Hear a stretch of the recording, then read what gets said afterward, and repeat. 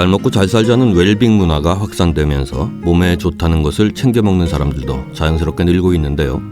그중 하나가 식이섬유를 챙겨 먹는 것이죠. 그런데 예전에도 그렇고 지금까지도 식이섬유를 꼭 섭취해야 하느냐를 놓고 논란이 많습니다. 최근 들어 식이섬유가 무조건 좋으냐에 대한 기사들을 종종 보게 되는데요. 오늘은 식이섬유에 대해서 자세히 알아보고 장단점을 살펴보면서 우리가 식이섬유에 대해서 어떤 오해를 하고 있는지 확인해 보겠습니다. 식이섬유는 채소, 과일, 곡류, 해조류 등의 거친 부분에 많고 소화 효소에 분해되지 않는 특징이 있습니다. 식이섬유는 비만, 당뇨, 고지혈증, 변비 등에 도움이 되고 다이어트에도 도움이 된다는 것이 정설이죠. 암 예방에 도움이 된다고 하는 일부 연구도 있고요. 식이섬유는 포만감을 불러서 다이어트에 도움이 되는데요. 식이섬유는 스펀지와 비슷한 역할을 하기 때문에 장에서 수분을 끌어당깁니다. 이 과정에서 장 속 내용물의 부피를 빠르게 부풀려서 변을 신속하게 만드는 셈이죠. 이 변은 수분을 충분히 함유하고 있어서 배출도 쉽게 이루어집니다. 식이섬유가 변비에 좋은 이유죠.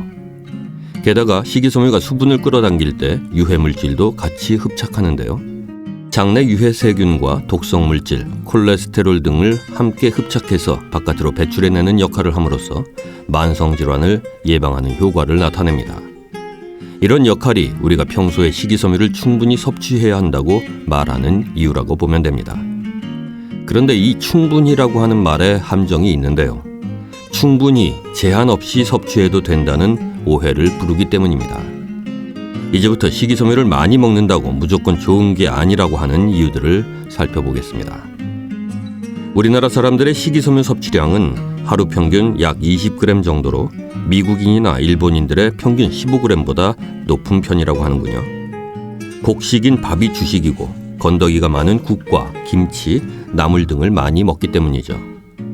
그러나 하루 20g 정도로는 아직 한국영양학회 권고 수준인 25g에 미치지 못하기 때문에 충분한 양은 아닙니다. 평균으로 볼 때 여러분이 이 영상을 보고 식이섬유를 줄여야 하나 하는 걱정을 할 필요는 없다는 뜻이죠. 오히려 20, 20대들은 가공식품과 인스턴트 식품의 선호도가 높아서 식이섬유 섭취량이 더 부족하기 때문에 더 열심히 충분히 섭취해야 할 정도죠. 그런데 문제가 되는 것은 어린아이들과 노약자들의 식이섬유 과다 섭취라고 하는군요. 어린 자녀를 건강하게 키우려는 부모의 의욕 과잉과 성인병을 예방하려는 50대 이상 장년층과 노년층의 지나친 섭생이 문제를 일으킬 수 있는 거죠. 식이섬유와 관련된 건강기능식품이 많아지면서 마케팅을 위한 홍보를 자주 접하게 되고 그러다 보니 식이섬유 섭취가 크게 부족한 것으로 착각하는 사람들이 많기 때문이기도 합니다. 일부 조사에 의하면 한국인 50대 이상에서는 셋 중 1명꼴로 식이섬유를 지나치게 섭취하고 있다고 합니다. 식이섬유를 과다 섭취하면 뜻밖의 문제가 생길 수 있는데요. 무엇이든 넘치면 모자름만 못하다고 하는 말이 딱 이 경우에 해당되겠군요. 식이섬유를 지나치게 섭취하면 어떤 문제들이 생기는지 살펴봅시다. 첫째, 복통, 설사 등 각종 장질환이 생길 수 있다. 성인 기준 하루 25g, 어린이의 경우 나이별로 10g에서 20g 정도의 적정량의 식이섬유는 장에서 좋은 작용을 하고 배출되지만은 그 이상은 문제를 일으킬 수 있는데요. 식이섬유가 넘치면 가스를 많이 생성해서 장 근육 운동에 이상을 일으킨다고 하는군요.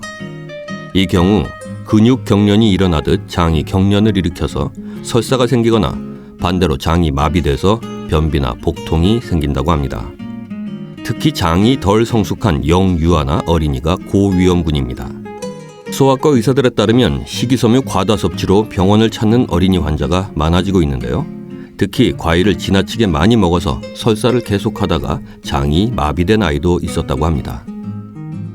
둘째, 넘치는 식이섬유가 필요한 영양소의 흡수를 막을 수 있다. 식이섬유의 흡착력은 아군과 적군을 가리지 않는 것이 문제인데요. 식이섬유는 콜레스테롤과 당, 독성 성분을 흡착하는 장점이 있는 반면에 같은 방식으로 미네랄도 같이 흡수하는 부작용을 갖고 있습니다. 칼슘, 철분, 비타민 B2, 아연 등이 대표적이죠. 식이섬유가 지나치게 많으면 몸에 필요한 이런 필수 영양소가 같이 빠져나가게 되는 겁니다. 이 경우 어린이는 칼슘과 미네랄 흡수가 방해돼서 키 성장이 더뎌지고 노령층에서는 골다공증이나 빈혈 등의 위험이 커집니다. 셋째, 변비를 막아주는 식이섬유도 지나치면 오히려 변비를 유발한다.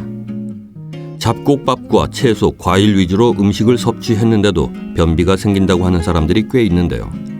하루에 물을 먹을 수 있는 양은 한정돼 있는데 식이섬유를 그보다 많이 먹으면 변이 딱딱해지기 때문입니다. 앞에 말씀드린 대로 식이섬유가 수분을 끌어들이는 성질을 갖고 있기 때문이죠. 넷째, 개실염을 악화시킬 수 있다. 대장에 꽈리 모양의 작은 주머니가 생기는 것이 개실입니다. 개실에 음식물 찌꺼기 등이 남은 채로 염증을 일으키는 것을 개실염이라고 하죠. 개실은 섬유소, 즉 식이섬유가 부족할 때 생기기 쉽다고 합니다. 식이섬유가 부족하면 개실이 생기기 쉬운데요. 또 오히려 식이섬유가 넘치면 개실염이 악화될 수 있다니요. 아주 미묘하고 이율배반적인 느낌이 들죠. 설명이 필요하겠군요. 섬유소가 부족하면 대변의 양이 적어지고 변비가 생길 수 있는데요. 이때 장 근육이 약하다면 장 내의 압력이 증가하면서 장벽의 약한 부위를 통해 점막이 밀려나오게 되고 이렇게 개실이라고 하는 주머니가 생깁니다. 식이섬유의 부족이 간접적으로 개실의 발생을 유발하는 거죠. 그런데 개실염은 개실의 식물의 껍질, 씨앗 등 음식이 들어가면 발생합니다. 개실염 환자에게 식이섬유가 풍부한 식품의 섭취를 줄이라고 하는 이유가 그것이죠. 그래서 급성 개실염이 있거나 크론병, 궤양성 대장염이 급격히 악화됐거나 대장암 또는 수술 후 장 유착 등으로 인해 장 폐색이 우려될 때는 식이섬유 섭취를 잠시 중단해야 하는 겁니다. 다섯째, 과민성 대장 증후군을 악화시킬 수 있다.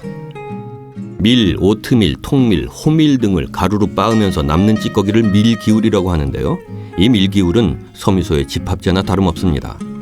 밀기울을 식이섬유로 사 먹는 경우도 있죠. 그런데 이 밀기울은 과민성 대장 증후군 환자의 55%에서 증상을 악화시켰고요. 10%에서만 호전을 보였다는 통계가 있습니다. 식이섬유가 과민성 대장 증후군에 도움이 된다고 하는 주장을 뒤엎는 통계죠. 네, 살펴본 대로 식이섬유는 적정량을 섭취하면 콜레스테롤과 혈당을 낮춰주고 변비나 비만을 예방하는 착한 성분입니다. 따라서 고지혈증이나 비만, 당뇨병 등이 있다면 식이섬유를 좀 더 많이 섭취해야 하겠죠.